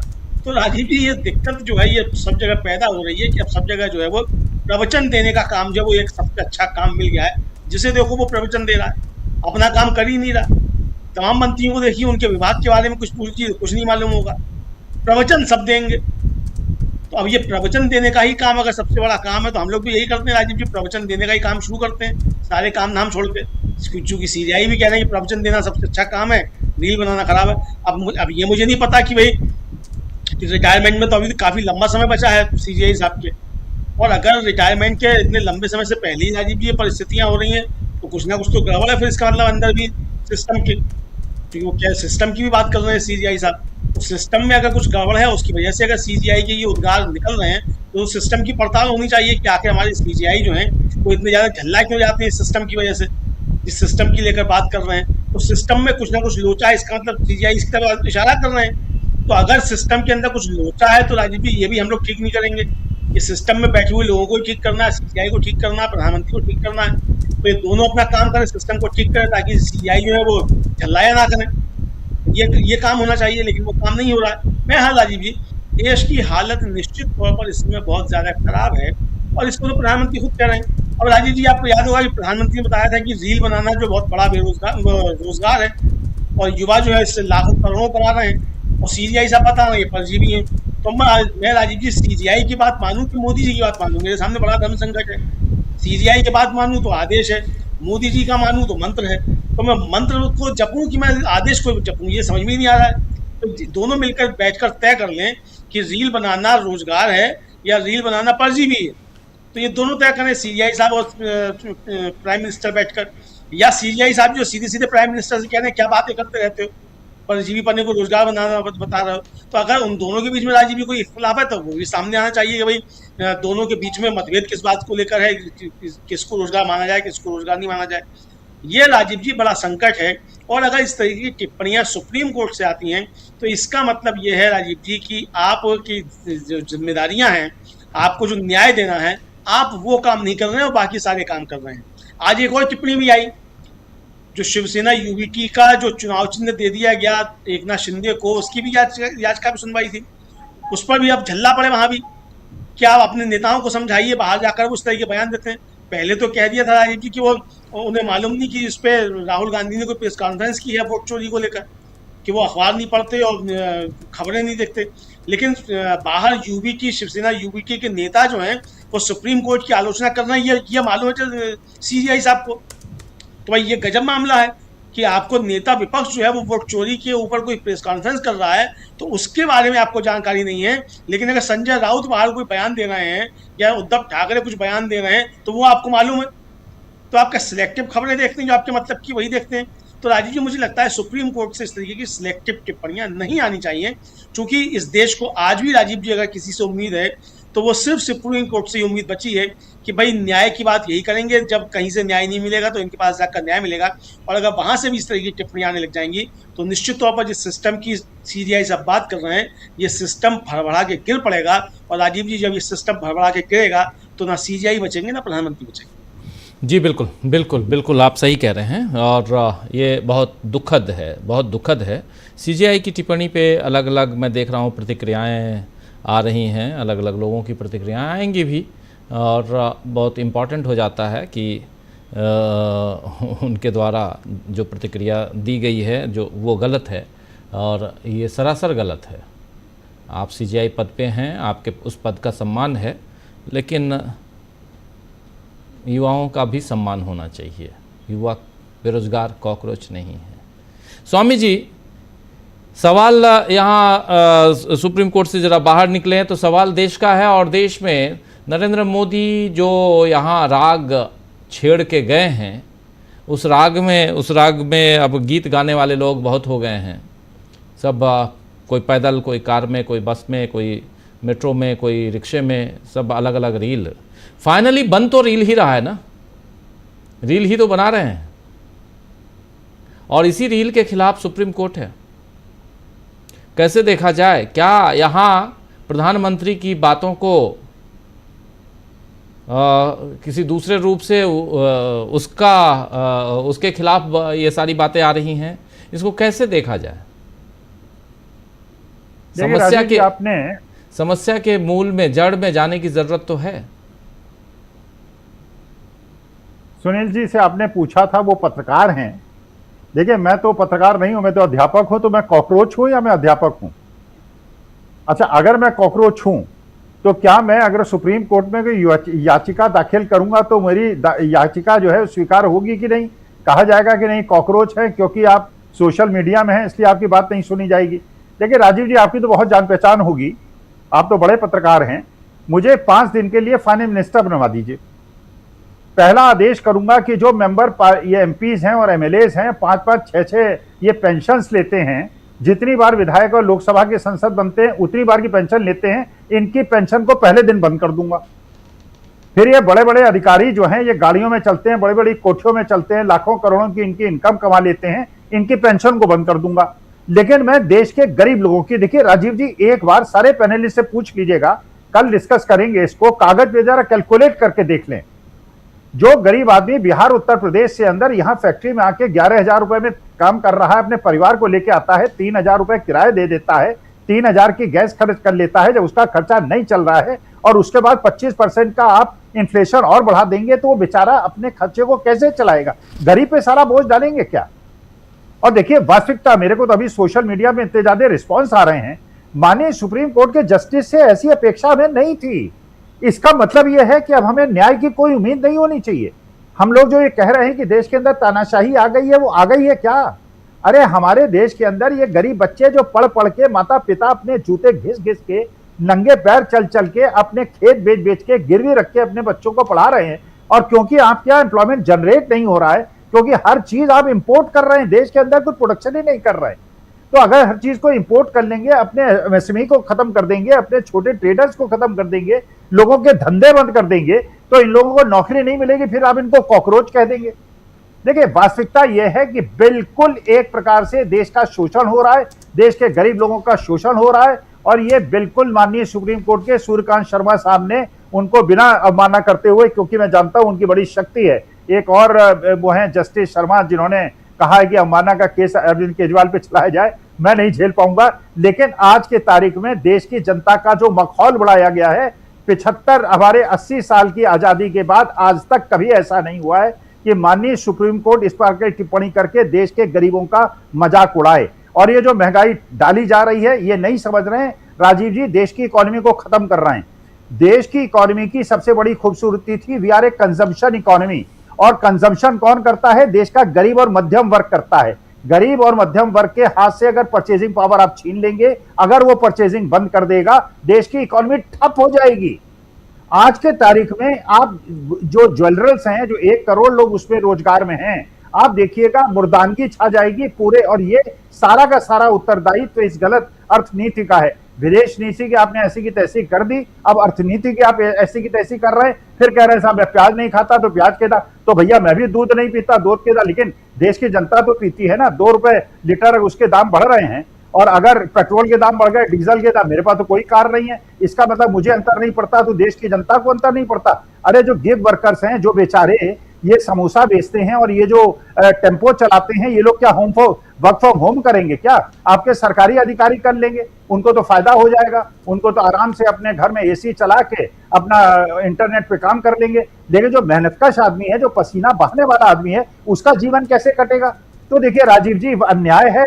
अब बिल्कुल एक प्रकार से कष्टों की इंतहा हो गई है, और माननीय सुप्रीम कोर्ट जिनको हम भगवान मानते हैं, और शर्मा साहब को हम भगवान मानते थे, वास्तविकता में जो टिप्पणी की है, मेरे मन को, मेरी आत्मा को अंदर से झकझोर के इसने रख दिया है।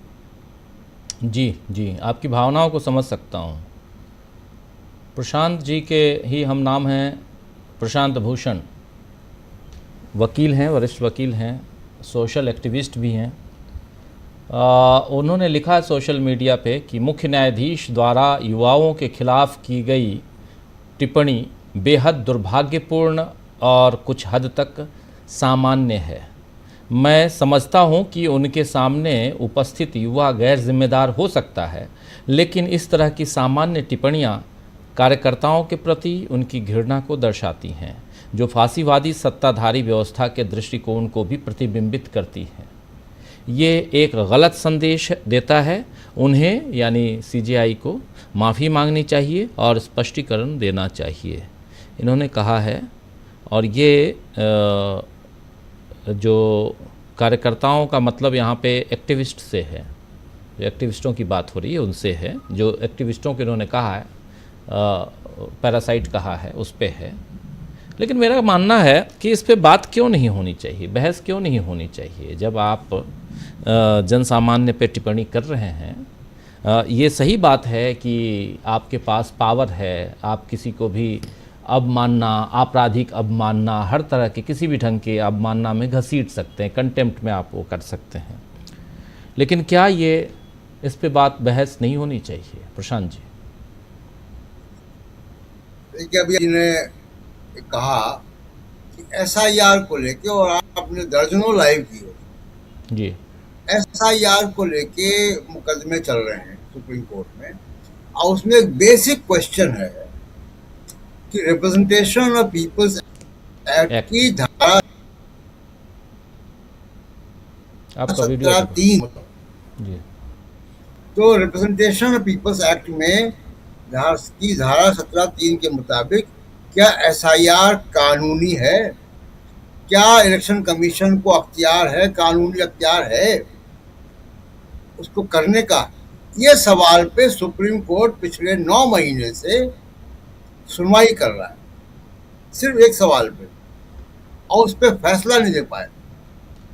और इस बीच आपने अभी तय नहीं किया कि वो लीगल है कि इलीगल है, लेकिन आपने उसको चलने दिया। इसको क्या माना जाए? चुनाव अगर ठीक से नहीं हो रहे हैं तो हमारी लोकतांत्रिक व्यवस्था पे सीधा असर नहीं पड़ रहा है। बंगाल के चुनाव फेयर अनफेयर हुए हैं, और इसको तमाम तरीके से लोग साबित कर रहे हैं। हम लोग भी लाइव कर रहे थे, हम उसमें अभी डिबेट में जाना नहीं चाहते उस वक्त, लेकिन वो फेयर चुनाव नहीं हुए हैं। 27 लाख लोगों के नाम काट के चुनाव हुए हैं वो। तो इसको क्या माना जाए कि कौन जो है कॉकरोच है? आपको इस काम के लिए सुप्रीम कोर्ट के, हाई कोर्ट के जजेस को इस काम के लिए लाखों रुपए की तनख्वाह, बड़े बड़े मकान, आपको रिटायरमेंट के बाद भी आपको ड्राइवर मिलता है, सेक्रेटरी मिलता है, रिटायरमेंट के बाद ही मिलता है, आजीवन मिलता है, मकान मिलता है, दुनिया भर के आपको सुविधाएं मिलती हैं। तो आप अपना काम क्यों नहीं करेंगे? इसकी जवाबदेही कहाँ है? हम लोग इस संवैधानिक व्यवस्था के अंतर्गत सुप्रीम कोर्ट से जवाब नहीं मांगते। लेकिन मेरा मानना यह है, जो आपने कहा कि पत्रकारों के लिए कोई भी होली काऊ नहीं होता है, सबसे सवाल होता है। तो सवाल तो आएगा कि कौन है। अगर आप इतना बड़ा सवाल समाज में फेंकेंगे कि आपने इस देश की युवाओं को पैरासाइट कह दिया, कॉकरोच कह दिया, तो सवाल तो आपके ऊपर भी आएंगे, लोग पूछेंगे, और तमाम आलोचना हो रही है। अब मैं एक्सपेक्ट करता हूँ कि जो चीफ जस्टिस है, देखिए मैंने सुप्रीम कोर्ट बहुत कवर किया है अपने जीवन में, कई चीफ जस्टिस के कार्यकाल को देखा है, वहाँ खड़े होकर देखा है। सवाल ये है कि मैं ये मान के चलता हूँ, और कई चीफ जस्टिस से इंटरव्यूज किए हैं, रिटायरमेंट के बाद इंटरव्यू किया, अभी मिलता हूँ, मैं ये मान के चलता हूँ कि जो जज सुप्रीम कोर्ट पहुँच गया, वो एक तो पहली बात कि बुद्धिजीवी होता है। वो केवल कानूनविद नहीं होता, केवल अपना काम नहीं जानता, वो बुद्धिजीवी होता है, इंटेलेक्चुअल होता है, एकेडमिकली बड़ा साउंड होता है, उसने पूरी दुनिया के संविधान को पढ़ा हुआ होता है, वो लोकतांत्रिक व्यवस्था के तमाम सारे पहलुओं को जानता है, समझता है, आगे आने वाली चुनौतियों को भी समझता है। मुझको चीफ जस्टिस की इस समझदारी को लेकर बड़ा डर लग रहा है कि ये कैसा वो कह रहे हैं, क्योंकि डिसेंट जिसको कहते हैं, प्रतिरोध, वो डेमोक्रेसी की आत्मा है, वो डेमोक्रेसी की धमनियां है, जिसके बगैर डेमोक्रेसी चल नहीं सकती। अगर आप डिसेंट को ही पैरासाइट कह देंगे तो फिर तो हिटलर शाही हो जाएगी। अगर अगर डिसेंट जो है, प्रतिरोध जो है वो पैरासाइट है, कॉकरोच है, सारे एक्टिविस्ट जो हैं वो कॉकरोच हैं, तो फिर डेमोक्रेसी कहाँ चलेगी? ये बड़ा डराने वाला बयान है। और ये मैं देख रहा हूँ कि नरेंद्र मोदी ने ये भाषण क्यों दिया कि त्याग दो, त्याग करो देश हित में, और उसी के तहत दूसरा बयान चीफ जस्टिस का आता है, जो कि किसी भी प्रकार के विरोध को अगर कोई करे, पेट्रोल के खिलाफ, बेरोजगारी के खिलाफ, किसी भी तरीके की सरकारी नीतियों के खिलाफ, तो उसको जो है लोग कहें कि ये कॉकरोच है, ये पैरासाइट है। और दूसरा जो खिलौना पकड़ा गया मोदी जी, किसी ने नहीं दिखाया होगा कि मोदी जी जब विदेश यात्रा के लिए एयरपोर्ट गए तब उनका काफिला, तो वास्तविक काफिला क्या था उनका, उसका वीडियो नहीं आया होगा, आएगा भी नहीं। लेकिन जो लोग ट्रैफिक जाम में खड़े थे उन्होंने देखा होगा 40-45 मिनट, आधा घंटा ट्रैफिक जाम में खड़ा होना पड़ता है जब प्रधानमंत्री गुजरते हैं कहीं से। तो ये बड़ी अफसोसनाक बात है। और एक तरीके से भारत के डेमोक्रेसी को, डिसेंट को, प्रतिरोध को जो है वो रोका जा रहा। आरटीआई तो संसद से पास कानून है, भले कमजोर कर दिया गया लेकिन संसद से पास कानून है। तो आरटीआई करने वाला जो पोस्टल ऑर्डर करके 4 सवाल पूछता है, 3 सवाल पूछता है, वो पैरासाइट है। कानून के तहत कुछ काम कर रहा है तो वो पैरासाइट है। इस पे बहुत राष्ट्रीय बहस होनी चाहिए। बहुत ही अफसोसनाक है। और आर्थिक स्थिति वाकई विषम है। तमाम चीज़ों से अडानी को आपने छुड़वा लिया अमेरिका से, और किस कॉम्प्रोमाइज़ करके छुड़वाया हम देख रहे हैं। कितने पर्चे लीक होते हैं। अभी आप देखिए राहुल गांधी ने फिगर्स डाली है कुछ कि 126 तक 87 परीक्षाएं रद्द हुई है। 9 करोड़ बच्चों का भविष्य प्रभावित हुआ है। करोड़ों बच्चों का भविष्य प्रभावित हो रहा है। अभी आप नीट का इम्तिहान दोबारा लेंगे, कितने लोग फर्जी तरीके से चले गए होंगे अंदर, डॉक्टर बन गए होंगे, बन जाएंगे, उसका कोई हिसाब ही नहीं है। बहुत इसको कहते हैं कि लोकतांत्रिक जीवन शैली में जीना। मैं उसके 2 उदाहरण देकर अपनी बात खत्म करता हूँ। अभी विजय जीते तमिलनाडु में, और वो गए स्टालिन के पास, नेता प्रतिपक्ष के घर गए मिलने, शिष्टाचार की मुलाकात। अभी केरलम के जो है वो मुख्यमंत्री बनेंगे, अभी बने नहीं लेकिन वो तय हो गया कि वो बनेंगे। तो वो आज कहाँ गए? वो भूतपूर्व मुख्यमंत्री घर गए, पिनराई विजयन क्या गए। ये लोकतंत्र को जीना कहते हैं इसको। और दूसरा, बंगाल में क्या हो रहा है? बुलडोजर चल रहे हैं। बंगाल में क्या हो रहा है कि अपोजिशन नेताओं के घर जलाए जा रहे हैं, दफ्तर जलाए जा रहे हैं। तो कहीं कुछ फर्क है इस पूरे सिस्टम में। बंगाल का जिक्र कर रहे हैं आप, तो बंगाल में इनको बड़ा झटका लगा है शुभेंदु अधिकारी को। कल जिस केस में हाई कोर्ट से ममता बनर्जी जिस केस में कल खड़ी हुई थी, उस केस में ममता बनर्जी को जीत मिली है। हाई कोर्ट ने बुलडोजर रोक दिया है। जी। तो ये बहुत चिंताजनक बातें हैं। लेकिन जब चीफ जस्टिस के दफ्तर से चीजें आती हैं, और सबसे हैरानी की बात यह है कि राजनीति की ये दोपहर से ये चीजें मीडिया में आई हुई हैं, और इस पर तमाम प्रतिक्रिया आ रही है। वकीलों की प्रतिक्रिया आ रही, तमाम लोगों की प्रतिक्रिया आ रही, हम लोग भी बोल रहे हैं। अभी तक चीफ जस्टिस के ऑफिस से कोई क्लैरिफिकेशन नहीं आया कि ये बयान जनरलाइज नहीं था, स्पेसिफिक उन लोगों के लिए था जो लोग आए थे पिटीशन करने। अभी तक कोई क्लैरिफिकेशन नहीं आया है। क्या रजिस्ट्री को, क्या सुप्रीम कोर्ट के जज साहब को ये प्रतिक्रियाएं नहीं मालूम पड़ी होंगी कि समाज कैसे प्रतिक्रिया कर रहा है।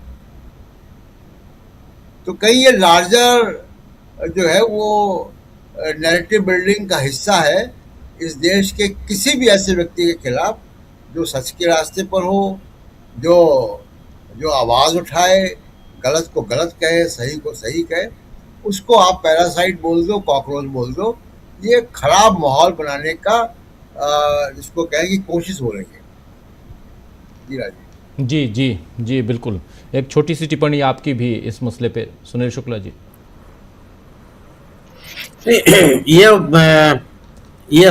वही सर्वोच्च न्यायालय है जिसमें ये कहा गया था कि एक चिट्ठी लिख दीजिए तो पिटीशन माना जाएगी और उस पिटीशन की सुनवाई होगी। उस समय के मुख्य न्यायाधीश पीएन भगवती साहब ने नहीं कहा कि पैरासाइट है। कितने मामलों की सुनवाई उन्होंने किया, कितने मामलों की। यह वही सर्वोच्च न्यायालय है जिसने इस देश के तमाम मामलों का स्वतः संज्ञान लिया। इस देश के कई सर्वोच्च उच्च न्यायालय हैं जिन्होंने कई आम जनता से जुड़े हुए मुद्दों का स्वतः संज्ञान लेकर के सरकारों को तलब किया। वहां अगर कोई व्यक्ति आपसे याचना करने जा रहा तो आप उसको पैरासाइट कहेंगे। उनके बारे में हो सकता है कुछ लोग होते हैं जो पेशेवर मुकदमेबाज होते हैं, उनके खिलाफ जो आपको कार्रवाई करनी हो कीजिए। अगर आपको तो ये भी देखना पड़ेगा कि सरकार न्याय की प्रक्रिया को किस तरह से बाधित करती है, किस तरह के अवरोध पैदा करती है। ये सही सवाल है कि बिना मतदाता सूची के ऊपर निर्णय किए आप चुनाव होने दे रहे हैं और आप देख रहे हैं इस बात को। क्या आप उस पर रोक नहीं लगाई जा सकती थी, या नहीं कहा जा सकता था अगर चुनाव कराना संवैधानिक मजबूरी है तो उस मतदाता सूची पर चुनाव कराया जाए जिस पर एक चुनाव पहले का चुनाव हो चुका है। ना आप वो निर्णय ले रहे हैं और ना आप इस SIR की प्रक्रिया पर कोई निर्णय ले रहे हैं। लगातार निर्वाचन आयोग कहता रहा 2003 में SIR हुआ, 2003 में। भाई उस SIR का कोई नोटिफिकेशन है किसी के पास? SIR तो कभी नहीं हुआ मेरी जानकारी। रिवीजन होता है, हमेशा होता है, और उस रिवीजन का उद्देश्य होता है कि जो लोग पहली बार मतदाता बन रहे हैं उनका नाम शामिल किया जाए और जो लोग दिवंगत हो गए हैं उनको मतदाता सूची से बाहर कर दिया जाए। मतदाता सूची से बड़े पैमाने पर लोगों के नाम काटे जाने का उद्देश्य कभी नहीं रहा। 90 लाख लोगों के नाम काटे गए पश्चिम बंगाल में और चुनाव हो गया और किसी कान पर जू नहीं रहेंगे। 2 करोड़ से अधिक लोग उत्तर प्रदेश में मतदाता सूची से अलग कर लिए गए हैं। निश्चित रूप से अगर कोई व्यक्ति दिवंगत है और उसका नाम मतदाता सूची में है, वह नाम कट जाना चाहिए। किसी को एतराज नहीं होना होगा, हमको, आपको, किसी को नहीं होगा। लोग स्वागत करेंगे, लेकिन वो पारदर्शी तरीके से तो हो। अगर आपने किसी का नाम इस बिना पे उसको मतदाता सूची से अलग किया कि साहब ये फला व्यक्ति है जो दिवंगत हो गए, बिल्कुल सही है, तो उसकी वो सूची आप उस संबंधित पोलिंग बूथ पे चस्पा कीजिए कि इन लोगों के नाम कटे हैं जिनको दिवंगत माना गया है, इन लोगों के नाम कटे हैं, कई जगहों से नाम इनके हटाए गए जिनका नाम मतदाता सूची में कई जगहों पे था। ये लोग हैं जो अपने स्थान को बदल दिए हैं, दूसरी जगह चले गए हैं, और आपको यही बताना चाहिए कि दूसरी जगह अगर गए हैं तो कहाँ गए हैं, इस बिना पर कि वह अपना स्थान परिवर्तित कर दी। आप तकनीक का यह संकट तो नहीं है, उनके परिजन हैं, अन्य लोग हैं, कोई भी है जिसे आप पता लगा सके कि फला व्यक्ति कहाँ गया। तकनीक का उपयोग आराम से आप कर सकते हैं इस बात का। और इतना इस सब कुछ चलता रहा लोकतंत्र में। सबसे बड़ा जनादेश के आधार पर तो सरकारें बनती है लोकतंत्र में, और जनादेश का जो मूल आधार है वही दूषित है, वही उसी को लेकर के बहस चल रही है। और उस पर निर्णय कौन करेगा? स्वाभाविक सी लोग सर्वोच्च न्यायालय के पास जाएंगे जब सरकार कुछ नहीं बोल रही है तो। लेकिन उस विषय को भी आपने चलने दिया, क्या धारणा बनेगी? अब इस देश का कोई भी व्यक्ति नागरिक है वह एक अंतिम विकल्प मानता है, उसको कहीं कोई राहत नहीं मिलती तो न्यायालयों में जाता है। अगर न्यायालय ये कहेंगे कि आप पैरासाइट हैं, जो अधिवक्ता इन मामलों को लेकर के जाएंगे आप उनके बारे में इस तरह की टिप्पणी करेंगे, तो आखिर एक लोगों के बीच मन में जो विश्वास की स्थिति है उसका क्या होगा? और एक डरा हुआ समाज किस तरह का देश बनाएगा, वो किस तरह का लोकतंत्र बनाएगा? ये टिप्पणी करने वाले लोगों को कोई बात नहीं सोचनी चाहिए। जो कुछ भी है वो होता चला जाए, कैसे होगा भाई? और सरकार के निर्णयों पर क्या सवाल नहीं पैदा होंगे? या जब मनमोहन सिंह की सरकार, यूपीए सरकार में तेल की कीमत बढ़ जाए, एलपीजी गैस की कीमत बढ़ जाए, तो भारतीय जनता पार्टी लेकर के सड़क पर उस समय आ गई। वो देशहित में नहीं था। इस सरकार का जो भी निर्णय है वो सब देशहित में है। राष्ट्र के नाम पर, देशभक्ति के नाम पर आप त्याग कीजिए और इस सरकार के किसी निर्णय पर कोई प्रश्न मत खड़ा कीजिए। ये किस तरह का नैरेटिव है? सरकार के निर्णयों पर सवाल नहीं पैदा होंगे? सरकार की नीतियों पर सवाल नहीं पैदा होंगे? क्या सरकार से पूछा नहीं जाएगा कि अगर आपने यह वृद्धि की है तो उसके लिए सरकार कितनी जिम्मेदार है और यह वृद्धि क्यों की जा रही है? अगर आप उदाहरण देंगे कि दुनिया के तमाम देशों में यह वृद्धि हुई है, तो आपको ही बताना पड़ेगा कि दुनिया के उन देशों की अर्थव्यवस्था कहां पहुंची है और आप कहां पे हैं। उनका आयात निर्यात कहां है और आप कहां पे हैं। उनकी कृषि की स्थिति कहां है और आप यहाँ किसानों को किस स्थिति में रख रखा है। ये बात नहीं पूछी जाएगी और ये पूछे जाने वालों का पैरासाइट कहेंगे, उनको काकरोच की संज्ञा दी जाएगी। ये तो कहीं से भी उचित नहीं है। ये तो उन लोगों को हतोत्साहित करना है जो लोकतंत्र के पक्ष में खड़े हैं, या उनको हतोत्साहित करना है, डराने की कोशिश करना है जो देश के लोकतंत्र, न केवल जो हमको आज़ादी मिली है या लोकतांत्रिक सत्ता मिली है, उसको बनाए रखने के लिए संघर्ष कर रहा है, उसको बनाए रखने के प्रति वो समर्पित है। ये हम कहां से कहां पहुंच गए हैं। तो बड़े बड़े सवाल हैं और इन सवालों से, इस तरह की टिप्पणियों से बचा नहीं जा सकता। संवैधानिक पदों पे बैठे हुए लोग, खासतौर से सर्वोच्च न्यायालय के में जो न्यायाधीश हैं, मुख्य न्यायाधीश तो और बड़ा पद है, उससे यह देश बहुत उम्मीद करता है। या इस लोग अनायास सम्मान नहीं करते हैं, उम्मीद करते हैं कि लोग, अगर हम किसी संकट में हैं, गलत तरीके से सरकार हमारा उत्पीड़न कर रही है, तो आप कार्रवाई करेंगे। अब सोचिए कि नोएडा वाले आंदोलन में सत्यम वर्मा जी हैं, रासुका लगा दिया आपने। तो एक पत्रकार के ऊपर रासुका कैसे लग सकती है? क्यों लगा दिया जाए? और इसको अगर न्यायालय संज्ञान नहीं लेगा तो कौन संज्ञान लेगा? उस पर आप कार्रवाई नहीं करेंगे तो आप व्यक्ति जाएगा कहाँ हो? यानी सरकार जो मनाए, उत्पीड़न की जितनी कार्रवाई कर सकती है वो करती रहे और आप बोलेंगे नहीं, किसके पास जाएगा वो? तो कौन उसको राहत दे सकता है? क्या सत्यम वर्मा की जो पृष्ठभूमि है एक अपराधी की है? किसी गैर राष्ट्र विरोधी गतिविधियों में शामिल रहे हैं। उनके पिता इस देश के बहुत ही प्रतिष्ठित इतिहासकार रहे हैं, बहुत सम्मान उनका रहा है। सत्यम वर्मा एक बहुत ही जागरूक किस्म के पत्रकार है। उनको और एक दिल्ली विश्वविद्यालय की एक छात्रा है, उसके ऊपर पता चला कि आपने रासुका लगा दिया। रासुका किस लिए लगाया है? कि एक लंबे समय तक उनको जेल में रख दिया जाए और इस तरह के आंदोलनों में शामिल होने वाले लोगों के मन में भय पैदा किया जाए। इस प्रवृत्ति को, इस तरह गतिविधियों को रोकने के राहत पाने के लिए लोग कहाँ जाएंगे? स्वाभाविक सी बात है कि न्यायालय में जाएंगे, सर्वोच्च न्यायालय में जाएंगे, हाईकोर्ट में जाएंगे जी। और आप अगर आप उनकी सुनवाई नहीं होगी तो फिर किस तरह पूरे समाज के ऊपर किस तरह का असर पड़ेगा? ये बड़े बड़े बड़े सवाल हैं और सरकार अपनी नाकामियों को जो छिपाने की कोशिश कर रही है वो छिपने वाला नहीं है। इसको आप राष्ट्रवाद का नारा दीजिए, देशभक्ति का नारा दीजिए, किसी का नारा दीजिए। यही भारतीय जनता पार्टी पूर्ववर्ती सरकारों, ये तो जवाहरलाल नेहरू के निर्णयों पर सवाल उठाती है। जवाहरलाल नेहरू की सरकार ने राष्ट्रहित में निर्णय नहीं लिए थे वो क्या? और उस समय देशभक्ति की बात नहीं थी। आज जो आप निर्णय ले रहे हैं उस पर उठने वाले जो सवाल हैं वह देशभक्ति के नाम पर उसको छोड़ दिया जाए। तो ये एक राजनीतिक नैरेटिव बनाने की कोशिश है ये। लेकिन मुझे लगता है कि लोग इस झांसे में आने वाले नहीं हैं। जिस तरह की प्रतिक्रियाएं सार्वजनिक मंचों पर, सोशल मीडिया में, अन्य जगहों पर, पब्लिक डिस्कोर्सेज में इन निर्णयों के खिलाफ आ रही हैं, निश्चित रूप से ये सरकार के लिए चेतावनी है। आप जो पहले आप जिस तरीके से लोगों को लेते रहे हैं और ये मान के चलते रहे कोई प्रतिक्रिया नहीं होगी, वो नहीं है। उस पर लोग गंभीरतम प्रतिक्रिया दे रहे हैं और ये बताता है कि निर्णयों को लेकर के देश का जनमानस कैसा है। जी जी, बिल्कुल बिल्कुल। बहुत कुछ इस पे आने वाले समय में इस पे बहस होगी, बात होगी, विचार होंगे, व्याख्याएं होंगी, लेकिन सिस्टम के ऊपर हमला करते हैं ये लोग, कॉकरोच और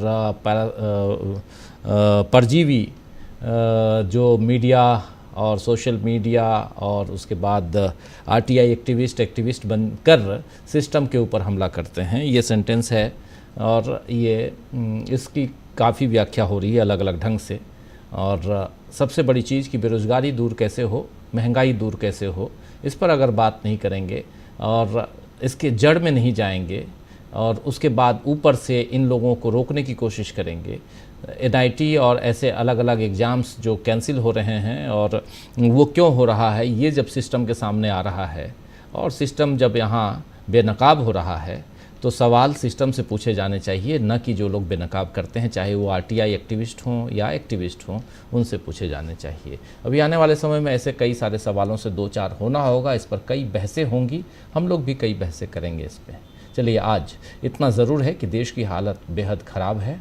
ये प्रधानमंत्री नरेंद्र मोदी खुद कह चुके हैं। साल भर आपको पेट्रोल डीजल बचाने की नसीहत दे चुके हैं और साथ साथ सोना चांदी न खरीदें, ये बात भी कह चुके हैं।